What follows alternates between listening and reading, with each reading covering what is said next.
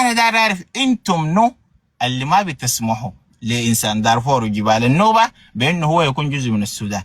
دايرك تديني ملخص انتم منو؟ هو ار يو جست جميل. ما تاني لي نحن سؤال. جهة بتتشكل سياسيا، عندها مشروع سياسي زيها وزي أي مشاريع سياسية في السودان، بتطرح تقرير مصير أنفسنا من إقليم دارفور القتل المجرمين المغتصبين. بس ده الموضوع، ده الموضوع باختصار. انتوا جهه سياسيه عايزين تفصلوا دارفور وجبال النوبه عايزين ننفصل، نحن ما عايزين ندخل دارفور، نحن عايزين نغير مصيرنا. ما تقولني كلام انا ما قلته. خلاص ما في النهايه عبد الله كل واحد. الفكره هي الانفصال، وناس دارفور قتله ومجرمين كلهم. يعني انت هسه انت وصفت انه اقليم ايوه، دارفور مغتصبين كلهم. هاي دي حقيقه، ما نقعد نلف وندور. وصفت دي اقليم حقيقه. دارفور انت كلهم. الان جابوك في معسكر اسهري بتضرب الناس بالذخيره، في معسكر اسهري بتهاجم الناس في المزارع بالذخيره. يعني الموضوع عندك. طيب ممكن اسالك سؤال؟ انت ضد الدعم تفضل. السريع صح؟ ضد الدعم السريع صح؟ انا ضد دارفور كلها، انا دعمها بزرقتها ما بعربها انا كلها عارف انا. ضد دارفور. ما خلاص انت زول انفصالي بالطبيعه حتكون ضد دارفور، يعني دي ابجديات. لكن انت الدعم السريع ده ضده كده صح؟ وهو سبب البلاوي وكذا. ممكن سؤال الدعم السريع ده لا، اسسه؟ قبله الحركات. لا، سبب الدعم السريع هو الحركات. لا هم هو الحركات. الدعم السريع ده اسم دلع على الجنجويد الموجودين من زمان. لكن سؤال الدعم السريع ده اسسه منه؟ اسسوا الكيزان عشان يدافعوا عن نفسهم في دار. اسمع اقول لك الكلام حقيقه. الكيزان اسسوا انا لما الدعم اسالك يا السريع. جماعه انتوا الزول ده يا احمد، انا والله العظيم بحب يعني انه النقاش يكون سلس. سؤال باجابه من غير تطرق لاشياء جانبيه. كل شيء احنا بنجيب. قلت الدعم السريع اسسوا الكيزان صح؟ الكيزان ديل كان على راسهم منو؟ فك المايك جايب. اجاوبك. على راسهم كان منو الكيزان؟ طيب، الدعم السريع اسسوه العرب لانه انتم احتديتوا على العرب في دوامرهم وقتلتوهم، وهم حاولوا يدافعوا عن نفسهم. انا بسالك من حاجه وانت بتجاوب في حاجه ثانيه. الكيزان ده اللي انت قلت هم اسسوا الدعم السريع، الكيزان ده كان على راسهم منو؟ كان على راسهم كثير كل السودانيين الموجودين، سواء كانوا من دارفور او من الشرق. كلمة على راس بمعنى في فرد واحد هو على راس الجميع، ما الناس كلهم بيديروا مشروع واحد، في شخص كده بيكون فوق بعدين. تقصد الرئيس؟ يعني انت تقصد الرئيس؟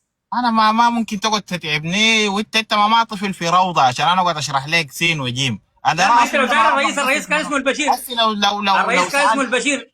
طيب ما خلاص ما لك بتحب تتلولو جايب. طيب البشير نوابه كانوا من وين؟ ما انت تتحمل المسؤوليه للشماليين يعني.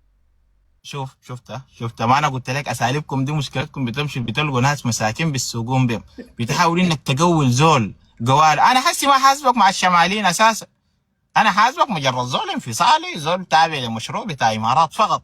انت منو اللي قال لك انه انا معتبرك منو اللي امارات دي قويه والله. هقول دقيقه بس دقيقه. انت طبعا في حاجه ما فاهمها. هو منو اللي قال لك انه انا معتبرك انت الان قاعد تتكلم باسم الشمالي؟ هو انا قاعد اجادلك كشخص؟ لا، انت والجنجويد بالنسبه لي واحد، لانه الشماليين ديل اللي انت بتحاول تظهر بانك انت بتتكلم باسمهم. والله انا جاي من كل الولايات دي، الناس دي قاعده متعايشه، ما سمعت في زول انه داعي لمشروع انفصال اساسا. لانه حتى الناس اللي انت بتدعو تتكلم باسمه الان قاعدين في الصفوف الاماميه. انا جاي من اقصى الحدود في جبال النوبه، في اقصى الحدود في كردفان، نفس الخندق ده مشيت لقيت فوقه الشمالي، لقيت فيه القرابه، لقيت فيه الكردافه، كهي قاتلوا مع بعض يعني. فما تحاول انك تصدر بانه انا مديك كريدت. انا داير ببين جهلك فقط بانك انت بتدعو لانفصال بناء على الجغرافيا بتاعت الدولة السنارية، والدولة السنارية اللي انت الان داير تجي تتبناها هي دولة اساسا بتاعت المجموعات اللي انت قلت ما بيشبهوك في الهوية، هم اللي اسسوها. والورطة الاكبر انت جيت قلت لي في حلف، جبت انه الناس دي ما كانت تحالفت قبل. يا حبيبي انا بتكلم عن الحدود. ما بتكلم عن الاشخاص الموجودين في الدوله، انا بتكلم عن حدودها وين انت كانت. ما فاهم شيء، حدودها في سنار. لا فاهم جغرافيا، انا لا مالي من فاهم الجنوب تاريخ، الازرق، حتى لو لا انت ما فاهم. تستمر معي، انت ما تخلط في الامور يا اسمع، انت لا فاهم جغرافيا، لا فاهم تاريخ، ولا فاهم سياسه. يعني انا اناقشك في ما شوفوا التاريخ احنا لو بنفهم بعض، ما اسمع، فاهم حاجه. ما هو لو احنا لو بنفهم بعض ما كانت حاربنا، صح؟ ما مش احنا اساسا ما مش بنفهم يعني بعض. احنا، انت انت تفكيرك مشكلتك اتجاه انت وانا تفكيري غاشي اتجاه. نفسك، انت غاشي دي نفسك انت. حقيقه، انا بتفق معاك، احنا ما بنفهم بعض. انت والدليل انت الحرب. غاشي نفسك، انت غاشي نفسك. مشكلتك انت قاعد في حته ما ليك، انت قاعد ليك لا في خليك جبل من بتاع محاوله جليد. التقليل ده، اسمع، محاوله التقليل دي انا ما اقدر اقلل لا مش منك. مش لا مش ده اسيلك لا اقلل. اسيلي. انا لا بقول انت لك نحن ما وصفتني بنفهم بعض، دي بقاتل، حقيقه ما وصفتني ناكرها. بمغتصب. والدليل يا الحروب. احمد، انت وصفتني بقاتل، وصفتني بمغتصب، فشنو ما تسيء لي يعني؟ فانت الان قاعد لك في جبل بتاع جليد. قلت لك، انا قلت حقيقه، بس انا ما نسيت لك، دي ما حقيقه خليك وانت من عارف الحقيقه. حقيقه. انا طبعا ما حقول الكلام اللي انت دايره يعني. انا طبعا ممكن انت اول مره تجي في منصتي دي، يعني انت مفتكر لما تجي تقول والله انتوا الدارفوريين قتلوا مغتصبين، داير الجمله بتاعت انتوا كده كده كده، دي ما بتلقاها هنا يا ولدم. حاول امشي القى لك زول مبتدئ وتناقش معه عشان تجهز كبشره دسيسه كده، بعدين ترسلها حريتك، انت يا ما مسيح. بتتكلم. انا بتكلم حقائق، انت عايز تكذب اكذب، دي حاجه بتخصك، لكن انا بتكلم حقيقه حصلت قدام الناس. يعني دي يلا هاي حقيقه انت شفتها. تم تم باقي المحاضره تهي. كل الجرجره بتاعتك دي، انتوا ناس دارفور، انتوا ناس جبال النوبه، تمام، منتظر كلام انا اقول عشان انت تكبشره، تمشي ترسل له مساب يتنزل في صفحته وتنبسطوا منه. فيو هاف 1504، ما انه الدوله السيناريه دي اسسوها نفس القبائل اللي انت بتقول ما بيشبهوك لا في الهويه لا في الدين، وازيدك من الطين بله.